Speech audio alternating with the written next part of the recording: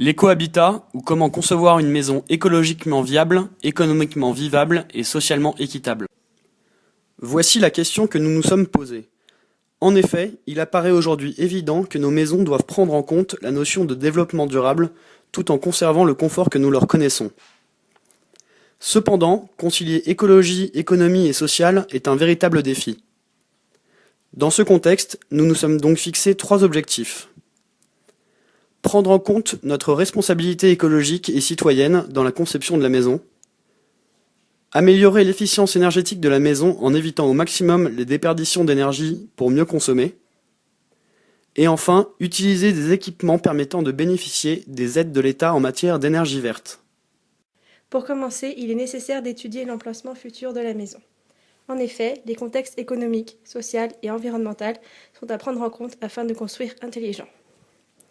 Concernant le contexte économique, une étude de prix du mètre carré, du relief, par exemple, un relief plat permet notamment une construction plus économique, et du climat, est indispensable pour une construction optimale. La proximité des services et des commerces est aussi un facteur très important. Une maison proche de ce type de service permet à ses habitants de rester dans le tissu social et d'y être actifs. Enfin, le contexte environnemental englobe les nuisances, sonores et visuelles, et l'accès aux transports en commun. En effet, limiter les déplacements générateurs de pollution fait partie intégrante des comportements à adopter. Une fois l'emplacement déterminé, la construction de la maison peut être entamée avec la mise en place d'un chantier vert.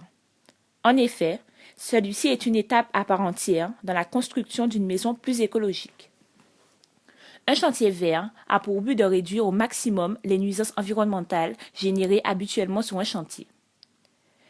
Ces nuisances sont par exemple liées au bruit et aux poussières, à la circulation, au gaspillage des ressources naturelles, à la pollution des sols et des eaux ainsi qu'à la production de déchets. La réduction de ces nuisances permet aux voisins de conserver leur confort de vie, aux ouvriers du chantier de travailler plus sainement et sereinement, et à l'environnement de subir un minimum d'altération. Vient ensuite le matériau pour les fondations de la maison.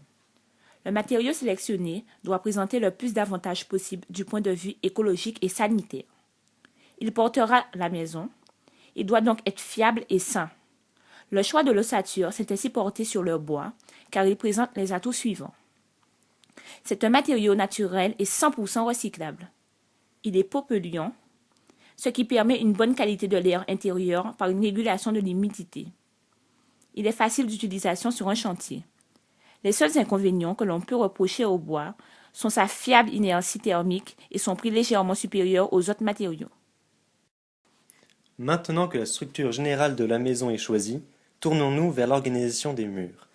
Il est nécessaire de mener une étude séparée concernant les murs extérieurs et les cloisons. La structure de la maison étant en bois, les murs extérieurs sont donc naturellement en bois eux aussi. En effet, cela permet une cohérence du point de vue visuel, ce qui favorise une meilleure insertion dans le cadre environnant. La rapidité de construction fait du bois un choix intéressant. De plus, il est facile de créer des extensions à partir de murs en bois. Concernant les murs intérieurs, il n'est pas nécessaire de les faire porteurs, car la structure en bois sert déjà de soutien. Le type de cloison retenu est la cloison en plâtre, car elle permet de combler l'inertie thermique manquant au bois de la structure. Elle est 100% recyclable et nécessite que peu d'énergie pour sa fabrication, et elle présente un coût très raisonnable par rapport aux autres types de cloisons. L'isolation d'une maison représente un pôle important d'économie. Elle permet un bon confort de vie lorsqu'elle est suffisante et bien faite. Il est donc indispensable de bien réfléchir à l'isolant que l'on souhaite utiliser. Le choix s'est donc porté sur la ouate de cellulose. Très utilisée aujourd'hui, elle présente de nombreux avantages. Elle offre aujourd'hui le meilleur rapport qualité-prix. C'est un bon isolant thermique et phonique. C'est un matériau non allergène. Elle est 100% recyclable et sa fabrication est simple et nécessite que peu d'énergie. Lorsque l'isolation est bien choisie et bien faite, les résultats sont étonnants. La chaleur est bien mieux conservée, les bruits extérieurs pénètrent plus difficilement dans la maison et les sons intérieurs sont atténués. Il ne manque donc plus que les fenêtres pour terminer la structure globale de la maison. Parmi tous les types de fenêtres existants, c'est le double vitrage peu émissif qui a été retenu. Le caractère peu émissif est obtenu grâce à un revêtement anti-émissif qui améliore l'isolation thermique. La chaleur est donc conservée à l'intérieur de la maison, où les infrarouges y sont piégés. Ainsi, on obtient une réduction de près de 30% des pertes de chaleur par rapport au simple vitrage. Le dernier aspect positif important de ce double vitrage est son prix, qui est relativement abordable. Maintenant que le bâti est terminé, tournons-nous vers le confort intérieur avec le chauffage et la ventilation. Grâce à une bonne isolation, une maison n'a pas besoin de multiplier les sources de chaleur. Il est donc évident qu'il faut choisir une efficace et à un prix intéressant. La pompe à chaleur RO remplit tous ces critères. C'est pourquoi elle a été choisie. Son fonctionnement est simple.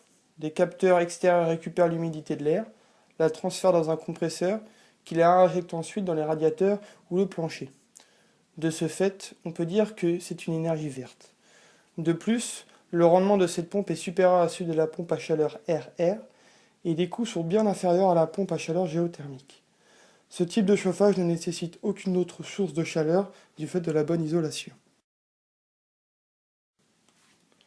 À cause de la multitude de produits chimiques que nous utilisons tous les jours, une maison écologique doit prendre en compte la qualité de l'air intérieur. Cette qualité est assurée par la ventilation mécanique contrôlée, aussi appelée VMC. Il existe plusieurs types de VMC avec des caractéristiques différentes, mais le meilleur compromis actuel reste la VMC double flux. Tout comme la VMC simple flux, elle récupère l'air extérieur pour l'injecter dans la maison et l'air vicié est rejeté à l'extérieur. La différence se trouve dans l'échangeur thermique.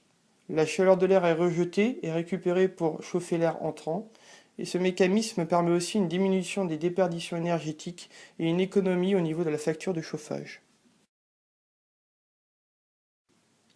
Dirigeons-nous maintenant vers l'extérieur de la maison. L'extérieur de la maison est un aspect important à prendre en compte lors de la conception et de la construction. C'est dans cette partie que l'on peut intégrer le mieux l'aspect écologique. Le toit joue un rôle essentiel dans une maison. Il est un des liens entre l'intérieur et l'extérieur. Il doit donc isoler thermiquement et phoniquement de la manière la plus efficace possible. Ainsi, nous avons décidé qu'une toiture végétale de type extensif était le meilleur parti. En effet, les coûts d'installation et d'entretien sont faibles et elle assure une isolation thermique et phonique confortable. De plus, la toiture végétalisée permet de réintégrer un espace vert supprimé lors de la construction de la maison. La végétation offre alors une protection pour la biodiversité et améliore le microclimat ambiant. Si la toiture végétale est apparue comme une évidence, la récupération des eaux de pluie a aussi été un point important à mettre en place. En effet, l'eau de pluie est disponible gratuitement et à volonté. Il n'appartient donc qu'à nous de l'utiliser. Les eaux de pluie sont récupérées sur la terrasse et dirigées vers une cuve de récupération. Étant donné que la mise en place de la cuve intervient lors de la construction, il est plus intéressant de l'enterrer pour des économies de place et pour un meilleur aspect visuel. De plus, elle permet une plus grande capacité de stockage que la cuve à l'air libre. Concernant le matériau de la cuve, le béton est la meilleure solution. La cuve en béton est adaptable à tous les types de terrains. Elle est recyclable et présente le même bilan écologique et le même prix que la cuve en plastique. La cuve enterrée en béton correspond donc au meilleur compromis. L'eau de pluie récupérée dans la cuve peut être utilisée de plusieurs façons. L'utilisation retenue est l'arrosage du jardin écologique. Un jardin écologique est un jardin où tout pesticide, engrais et autres produits chimiques sont bannis. On peut donc parler d'une agriculture biologique locale. Le but de ce type de jardin est de limiter la pollution due aux produits chimiques dispersés dans le sol, l'eau et l'air, mais aussi de produire une partie de l'alimentation du foyer. De plus, il permet lui aussi de protéger la biodiversité en la préservant de toute substance chimique. Pour résumer, la maison proposée a pour objectifs principaux d'améliorer les performances énergétiques d'une maison standard en travaillant sur les matériaux, l'isolation et les fenêtres, de créer un confort et un mode de vie plus sain par le chauffage et la ventilation, et d'intégrer au maximum l'environnement dans la maison par la toiture végétale, la récupération des eaux de pluie et le jardin écologique. Cependant, habiter une maison écologique ne suffit pas. Il faut aussi adopter des éco-gestes dans la vie quotidienne pour poursuivre cette démarche globale. Par exemple, il est préférable d'acheter des produits d'entretien bénéficiant de labels délivrés par l'Union européenne et la France. Il faut privilégier les équipements électroménagers de classe A, classe récompensant les meilleures performances énergétiques, ou encore acheter des meubles en bois fabriquées à partir de forêts gérées durablement. De petits gestes quotidiens sont bien plus impactants qu'on peut le penser. La maison présentée est un très bon compromis à ce jour, car elle prend en compte les avancées actuelles en matière de technologie verte. Si cette maison a été conçue pour la région des Yvelines, elle reste cependant adaptable au climat, à la région, mais aussi au budget de chacun.